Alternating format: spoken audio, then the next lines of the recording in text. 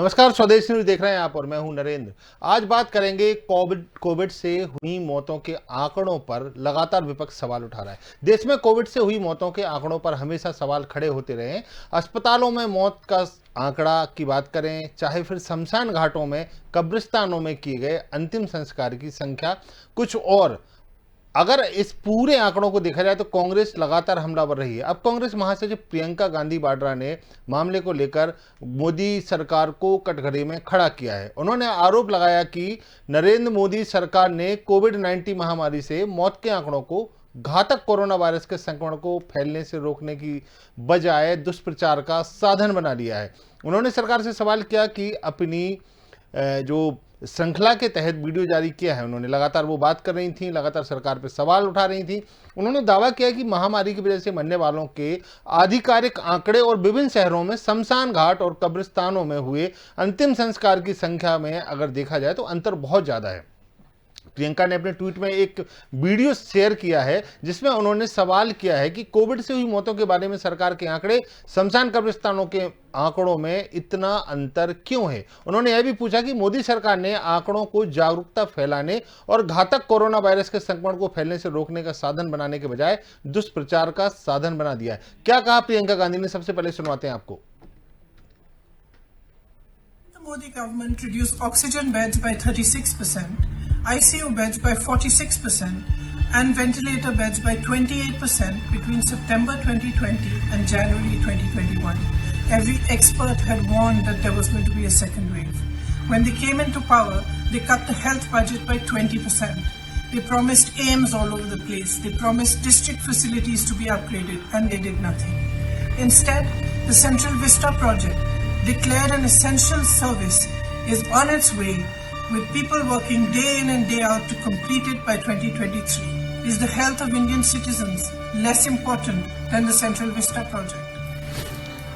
बिल्कुल, लगातार जिस तरीके से विपक्ष ने कोविड से हुई मौतों पर लगातार सवाल उठाती रही है विपक्ष। और एक और यहाँ पर कहने वाली बात है कि जिस तरीके से देश भर में मौतें हुई हैं उनको लेकर अलग अलग प्रदेशों की बात करें या राहुल गांधी की बात करें, वो भी लगातार ट्वीट करते रहे।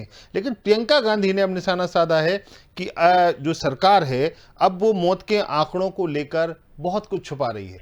प्रियंका के निशाने पर पीएम मोदी थे और उन्होंने कहा कि जो आंकड़े जिससे लोगों की मौत हुई है, अस्पतालों के आंकड़ों की बात की जाए या फिर शमशान घाट और कब्रिस्तान के मौतों की, जो वहां पर लोग पहुंचे हैं उनको शवों को दफनाया गया, अगर उनके आंकड़े देखें तो काफी अंतर इसमें आ रहा है। अंतिम संस्कार की संख्या में बहुत बड़ा अंतर है।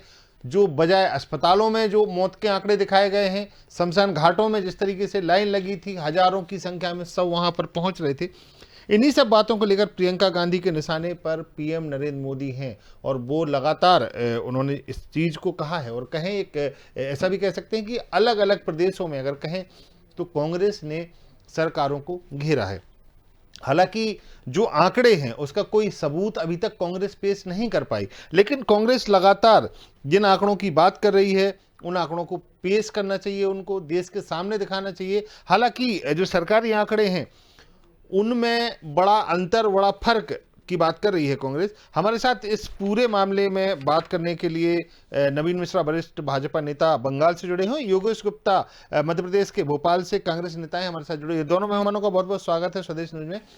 योगेश जी, लगातार अलग अलग प्रदेशों की बात की जाए, जैसे मध्य प्रदेश की बात की जाए, आप लोगों ने एक बड़ा आंदोलन भी किया था इसमें और लगातार आपके वरिष्ठ नेता भी इस बारे में बोल रहे थे कि भाई बड़ा अंतर है, जो हॉस्पिटल में हुई मौतें हैं या जो कब्रिस्तान में दफनाने के लिए लोग पहुंचे हैं उनमें एक बड़ा अंतर देखा जा रहा है। क्या कहेंगे आप लोग सबूत पेश नहीं कर पाए। हालांकि आज प्रियंका गांधी ने भी कहा, तो आप लोग सबूत पेश क्यों नहीं करते हैं, क्यों अदालतों में नहीं जाते हैं कि भाई इसमें बड़ा अंतर देखा गया है, मीडिया के सामने सबूत को लाइए, लेकिन सिर्फ बयानबाजी से क्या हासिल हो रहा है इन चीजों में।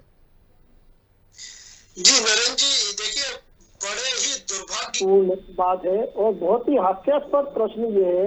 वो इसलिए हास्यास्पद प्रश्न कि जो सवाल सरकार में बैठे जिम्मेदार और जवाबदार लोगों से पूछे जाने चाहिए जी, वो आज भी कांग्रेस से पूछे जा रहे हैं जी। नहीं, ठीक है योगेश जी, एक मिनट पहले मेरे सवाल का आशय समझ लीजिए। आप मेरे सवाल का आशय समझ लीजिए।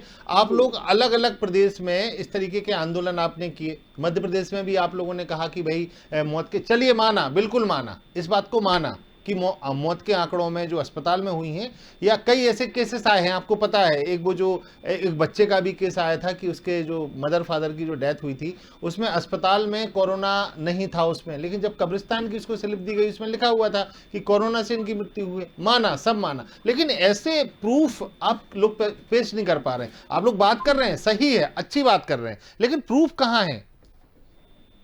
देखिए नरेंद्र भाई, प्रूफ और सबूत अदालतों में पेश किए जाते हैं, एक बात। दूसरी बात, कांग्रेस पार्टी ने अपने स्तर पर जो आंकड़े जुटाए हैं वो बड़े चौंकाने वाले हैं।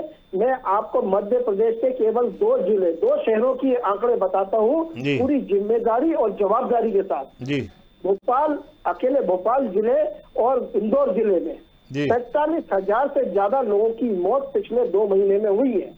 ये आंकड़े कांग्रेस पार्टी ने नहीं दिए हैं, ये आंकड़े कांग्रेस पार्टी ने भोपाल और इंदौर के शमशान घाट और कब्रिस्तानों से जुटाए हुए हैं। और एक समय आने पर इन सारे आंकड़ों को पूरी जवाबदारी के साथ कांग्रेस पार्टी माननीय उच्चतम न्यायालय के समक्ष रखेगी। ये तो कांग्रेस पार्टी विपक्ष की भूमिका में अपनी जिम्मेदारियों का निर्वहन कर रही है। आपने प्रश्न पूछा, उसका जवाब दिया, सा आभार, सा धन्यवाद सही। मगर सरकार की जिम्मेदारी और जवाबदारी दोनों बनती है कि वो तथ्यात्मक जानकारी भारत की जनता को दे, प्रदेश की जनता को दे, जिसे छुपाए जा रहे। क्या ये विश्वसनीय आंकड़े कि मध्य प्रदेश की शिवराज सरकार कहती है कि केवल 7,000 लोगों की मौत हुई है 2 महीने में? क्या आप इससे सहमत हैं या हमारा सम्मानित मीडिया इससे सहमत है? जी, मैं समझता हूं अगर सरकारी अस्पतालों में भी आंकड़े जुटाए जाए, नर्सिंग होम और प्राइवेट अस्पतालों को छोड़ भी दिया जाए, तो भी इससे 10 गुना ज्यादा आंकड़े निकलेंगे कोरोना से हुई मौतों के। ठीक है। देखिए, मैं तो एक सिंपल सा क्वेश्चन था मेरा, योगेश जी, एक सिंपल सा क्वेश्चन था। एक मिनट और लूंगा जी। सरकार ने दिशा निर्देश कड़े जारी किए शमशान घाट और विश्राम घाट को कि किसी भी प्रकार के आंकड़ों की जानकारी ना तो प्रेस को दी जाए ना मीडिया को दी जाए। और अस्पताल, प्राइवेट अस्पतालों को तो दिशा निर्देश जारी किए गए हैं स्पेशल तौर पर कि आप डेथ सर्टिफिकेट के ऊपर कुछ भी और लिख सकते हैं बजाय कोरोना के। उसका कारण है शिवराज जी हमारे घोषणा मुख्यमंत्री 1 लाख रुपए प्रति कोरोना डेथ पे देने का वादा किया। इतना पैसा कहां से लाएंगे अगर सही आंकड़ों के साथ तथ्यात्मक पेश किया जाए तो 7,000 मौतें दिखा रहे हैं। क्या हमारे प्रदेश में, मध्य प्रदेश में 7,000? चलिए ठीक है। नवीन जी जुड़े हुए हैं। नवीन जी, क्या मानते हैं आपकी सरकार आंकड़े छुपा रही है? और अगर सरकार, देखिए बहुत कैजुअलिटी हुई है, इसमें कोई शक नहीं है, और हम ये भी नहीं कह रहे हैं कि भाई नहीं छुपा रही होगी सरकार। लेकिन एक बड़ी बात यह है, जब ऑक्सीजन की कमी हुई, दवाइयों की कमी हुई, तो मौत के आंकड़े भी सरकार छुपा सकती है, क्योंकि वैसे ही किरकिरी हो रही है। नवीन जी, क्या कहेंगे आप, क्यों छुपा रही है मौत के आंकड़े? चलिए, अगर मान लीजिए अगर कोई जाए, इनको आंकड़ों को अगर सर्च किया जाए, सिंपल सी बात है, अगर किसी भी हॉस्पिटल में किसी भी मरीज की मृत्यु होती है उसका रिकॉर्ड होता है, एक रिकॉर्ड वो निकालें। शमशान घाट में भी आजकल कोई भी व्यक्ति जाता है, अगर उसकी मौत होती है, वहां पहुंचता है तो वहां पर भी रजिस्ट्रेशन होता है। सिंपल सी बात है, इतना बड़ा उसमें कहना चाहिए बवाल नहीं होना चाहिए, और इतनी बड़ी बात भी नहीं है। आंकड़े आसानी से जुटाए जा सकते हैं, लेकिन सरकार आंकड़े देने से क्यों कतरा रही है? नवीन जी, एक चीज तो मेरे कांग्रेस के काबिल मित्र है, मैं उनको बता दूं जी कि आजकल ये कोरोना के आंकड़ों को छुपाना बहुत ही मुश्किल इसलिए होता है कि आपने बड़ी अच्छी बात कही कि जब आजकल देखिएगा, जब मृत्यु होती है और जब उसके दाह संस्कार होती है, वहां भी रिकॉर्ड होता है जी, हॉस्पिटल्स में भी रिकॉर्ड होते हैं जी। और आपको ऐसा कौन सा परिवार लगता है जिसके परिवार में कोई मृत्यु होगा और वो उसकी जानकारी उनके पास नहीं होगी और सरकार के पास नहीं होगी? सही बात है। और आंकड़े छुपाने की बात हो तो दूसरे स्पेल में जी, कांग्रेस की तो राहुल गांधी जी की सरकार है महाराष्ट्र में, और सबसे ज्यादा मृत्यु दर 3 महीना सबसे ज्यादा प्रखंड मचाया है पूरे हिंदुस्तान के अंदर। अगर कहीं तो वहाँ 3 सरकारें, एक राजस्थान की सरकार है अशोक गहलोत की, कैप्टन अमरिंदर जी की सरकार पंजाब में है, और उद्धव ठाकरे की, राहुल गांधी जी की सरकार वो महाराष्ट्र में है। लेकिन क्योंकि ये देश का मामला है, भारतीय जनता पार्टी 130 करोड़ नागरिकों की राजनीति करती है। न तो हमारा आदेश इटली से आता है और न खालिस्तान नित आतंकवादी संगठन से हमारी कोई सरकार देश की चलती है। ये कांग्रेस के जो तथाकथित राजनेता हैं, ये विदेशी शक्तियों के हाथ से खेल के हिंदुस्तान के राष्ट्रवाद को खत्म करने के लिए और भारत के संविधान पे कुठाराघात कर रहे हैं। इनका परिणाम इनको आज न कल भुगतना पड़ेगा। ऐसे रिजल्ट इनको केरला में भी समझ गया, पश्चिम बंगाल में भी समझ में आ गया होगा जी। पश्चिम बंगाल में जहां इनके opposition leader of the house member of parliament है 5 बार से अधीर चौधरी, उस राज्य के अंदर इनके 90% उम्मीदवारों की जमानत जब्त हो गई है और एक भी इनका खाता नहीं खुला है। आश्चर्य की बात है कि 150 साल पुरानी सरकार और पश्चिम बंगाल में एक एमएलए विधानसभा में नहीं पहुंचा पाया। ये कांग्रेस के कथाकथित जो प्रियंका गांधी जी और राहुल गांधी जी की जो आवाज है और भारत के संविधान के ऊपर जो हमला करने की इनकी नीति है और विदेशी शक्तियों के हाथ से जो गांधी परिवार खिलौना बन गया, उसी का परिणाम है। देश की जनता अब समझ रही है। देखिए, माननीय नरेंद्र मोदी जी राष्ट्रवाद की राजनीति कर रहे हैं और हमारे कथनी और करने में कोई फर्क नहीं है।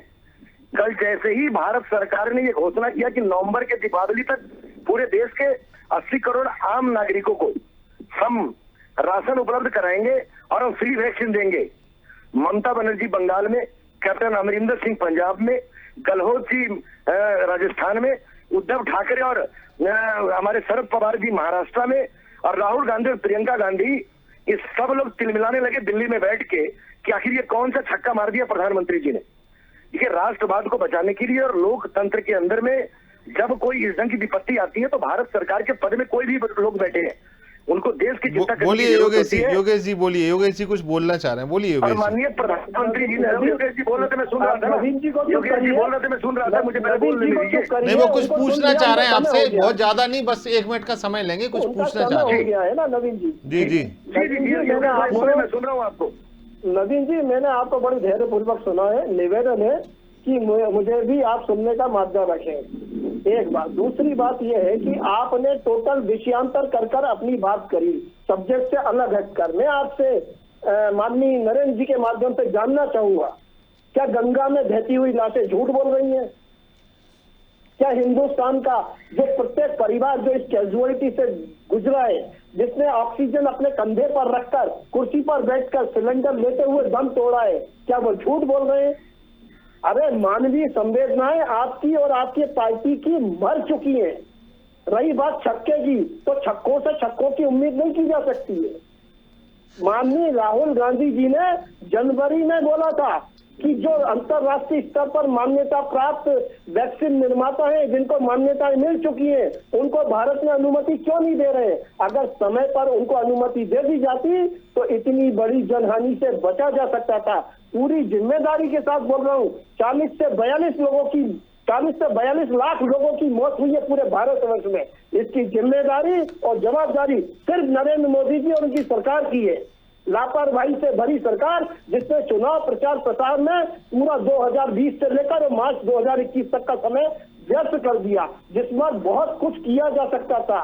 जब तक मोदी जी ने सत्ता संभाली है, 2014 के बजट से लेकर आज के बजट तक, 2021 तक के बजट को आप उठाकर देख लीजिए, हर साल इन्होंने स्वास्थ्य के बजट में 20% की कटौती की है। तो स्वास्थ्य सेवाओं को कहीं ना कहीं मोदी जी की नीतियों ने प्रभावित किया है, जिसका एक बहुत बड़ा कारण है कि इतनी बड़ी कैजुअलिटी हुई है। चलिए ठीक है। नवीन जी आप अपनी बात पूरी करिए।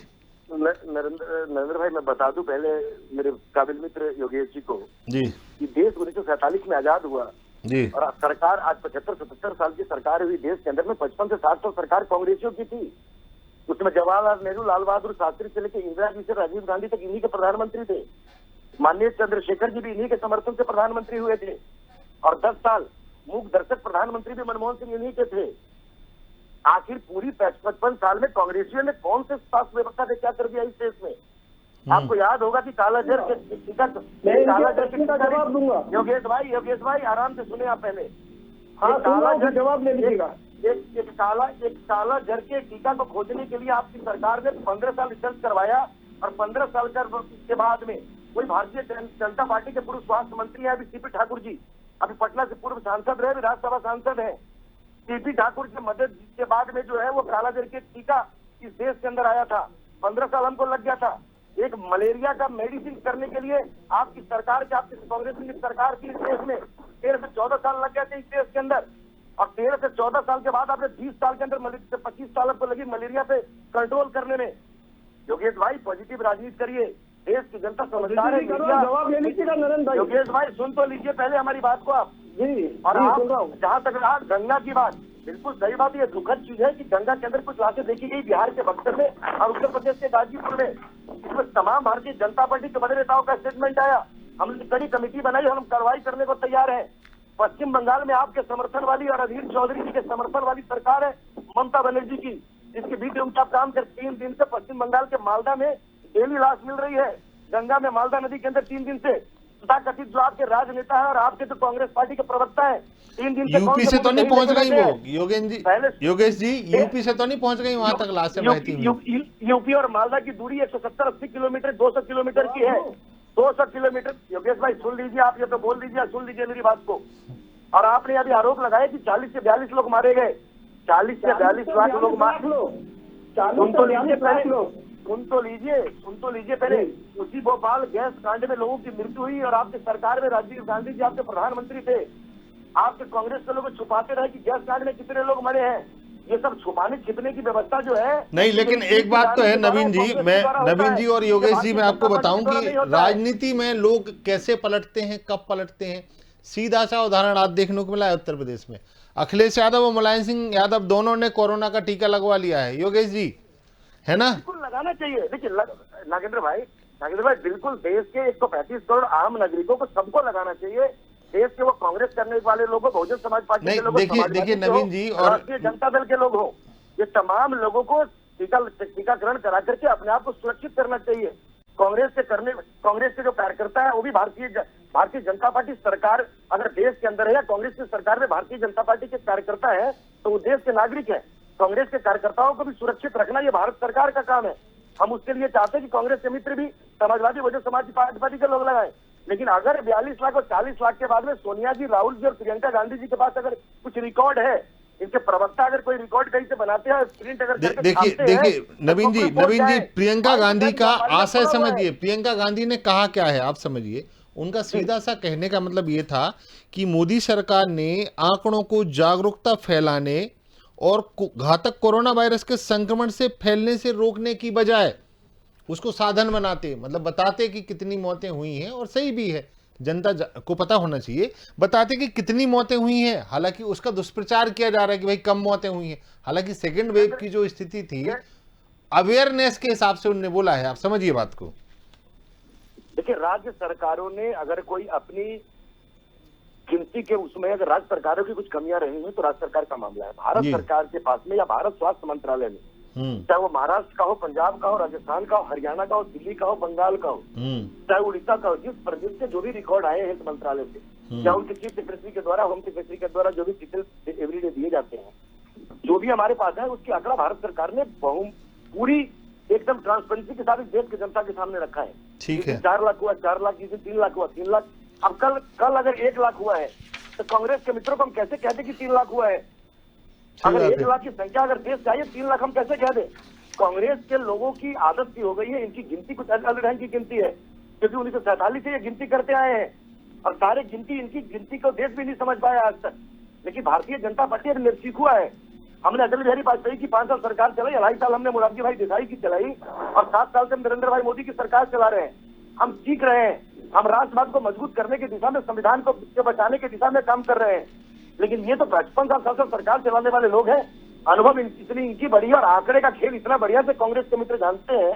अब उद्धव ठाकरे जो शिवसेना के लोग थे 25 साल भारतीय जनता पार्टी में थे, लेकिन पिछले 1.5 सालों में शरद पवार जी और राहुल गांधी जी ने इतना बढ़िया से उनको भी आंकड़े का खेल बता दिया है कि अब शिवसेना अपनी नीति को छोड़ के, बाबा साहब बाल ठाकरे के तमाम सिद्धांतों को छोड़ के, अब वो तमाम वही जो कांग्रेसियों का एक आंकड़े का खेल है, खेल में अब लग गए उद्धव ठाकरे। चलिए ठीक है योगेश जी एक सीधी सी बात ये है कि भाई कोविड काल चल रहा है, अभी भी वैक्सीनेशन के लिए सरकारें कोशिश कर रही हैं। प्रधानमंत्री नरेंद्र मोदी का कल जो बयान आया उस पर भी आपने बोल दिया कि भाई आप लोग तो जनता को भ्रमित कर रहे हैं।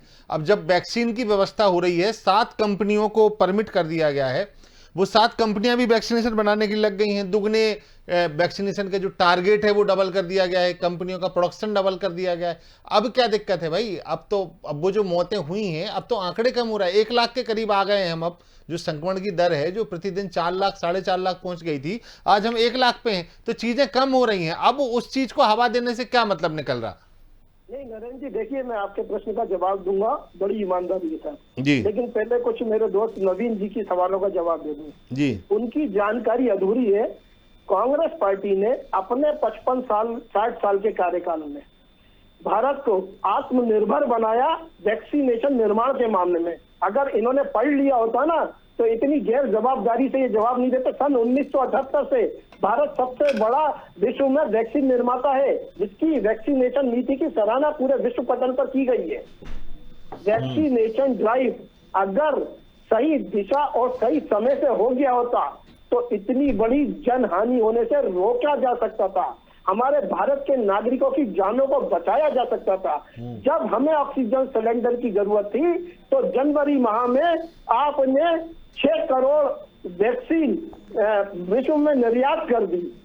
जब ऑक्सीजन सिलेंडर की जरूरत थी तो सितंबर से दिसंबर के बीच में आपने 20,000 ऑक्सीजन सिलेंडर के निर्यात करना शुरू कर दिए। तो नोट कमाने से जरूरी भारत की जनता की जान के प्रति जवाबदारी थी नरेंद्र मोदी जी की। ये कहना है मेरा। मोदी जी ने 7 साल में देश की अर्थव्यवस्था को 8.29 से लाकर -7.29 पर लाकर पटक दिया है।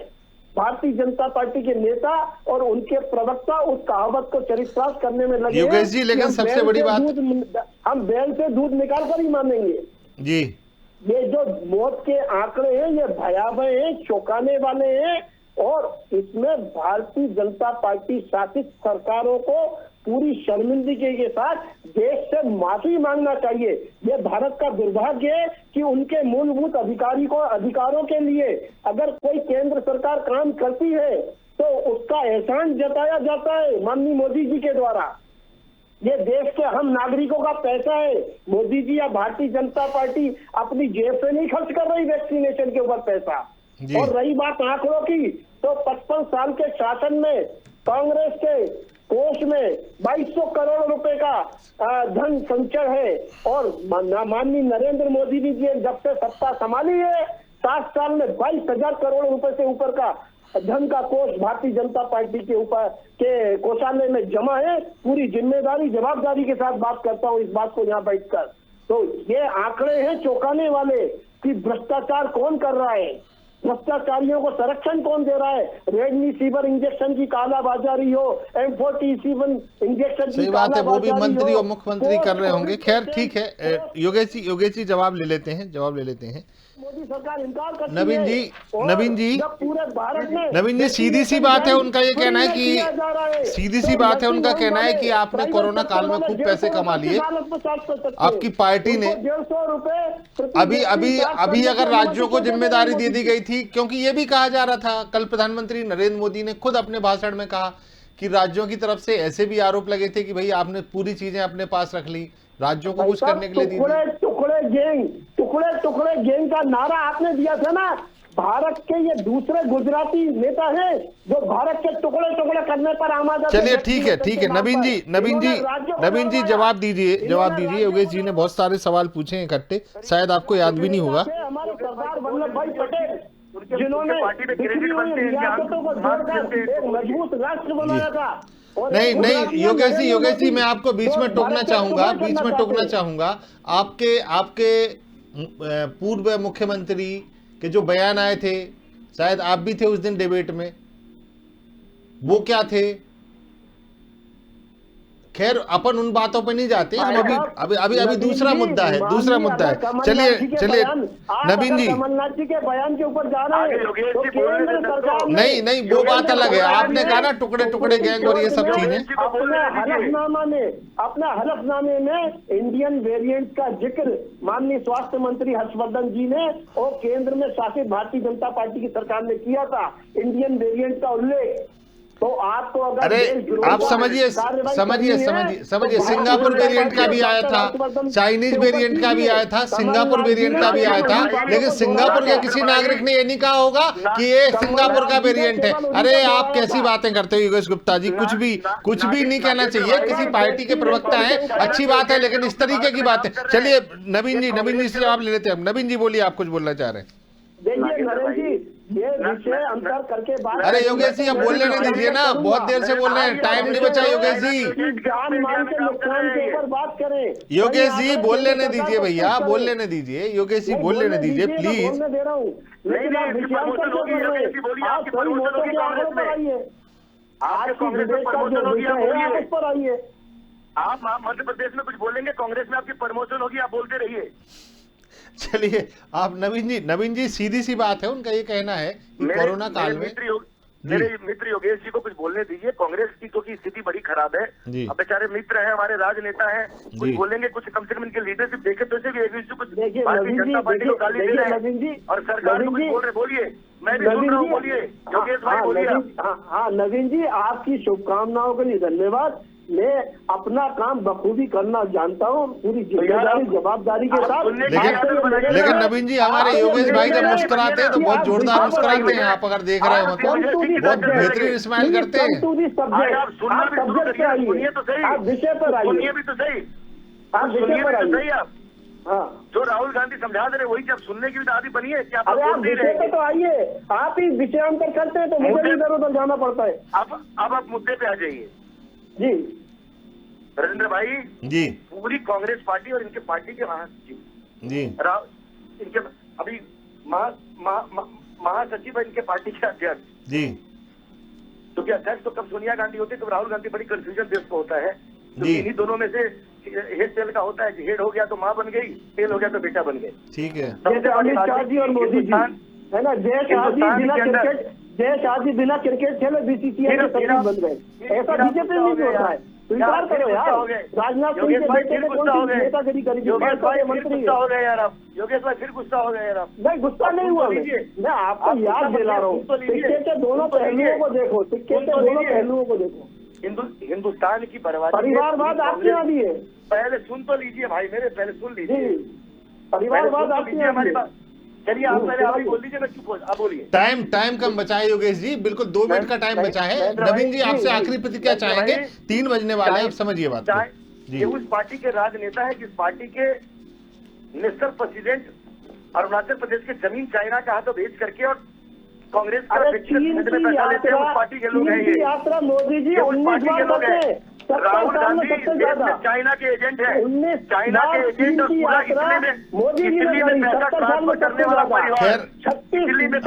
हमारे दोनों मेहमानों का बहुत बहुत शुक्रिया। चूंकि हमारी डिबेट है बिल्कुल लीक से हट गई है, मुद्दे से हट गई है, हालांकि हम फिर इस पे एक बार फिर चर्चा करेंगे, लेकिन फिलहाल आप दोनों मेहमानों का बहुत बहुत शुक्रिया। लेकिन सबसे बड़ी बात यह है कि प्रियंका के निशाने पर, प्रियंका गांधी वाड्रा के निशाने पर फिर से नरेंद्र मोदी हैं, चाहे वो अब मौतों के आंकड़ों की बात करें या फिर वैक्सीनेशन की बात करें। क्योंकि देश में जिस तरीके से वैक्सीनेशन की पहल हो रही है, या वैक्सीनेशन के लिए कल प्रधानमंत्री का जो राष्ट्र नाम संदेश आया, उस पर भी कांग्रेस ने आरोप लगा दिए कि ये जो है जनता को भ्रमित करने वाली चीजें हैं। और जबकि अगर वैक्सीनेशन की बात की जाए तो वैक्सीनेशन की अब जिम्मेवारी केंद्र ने ली है। हालांकि आने वाले दिनों में ये और बवाल बनेगा। फिलहाल कोविड से मौत पर सवाल, इन जो हमारी खास वार्ता थी इस पर अभी तक इतना ही। बने रहिए हमारे साथ, देखते रहिए स्वदेश न्यूज।